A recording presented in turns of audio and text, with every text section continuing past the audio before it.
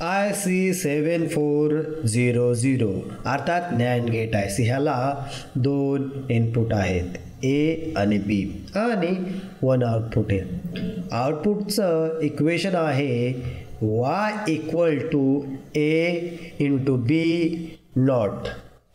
आता आपण ह्याचा ट्रूथ टेबल पाहूया. जेव्हा इनपुट हे 0 0 असेल तेव्हा आउटपुट हे 1 येतं.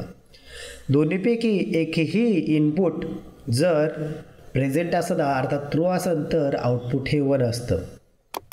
आणि शेवटची कंडिशन अशी आहे की जेव्हा दोन्हीही इनपुट ट्रू असेल तेव्हाच आउटपुट फॉल्स येतं अर्थात 0 इथं.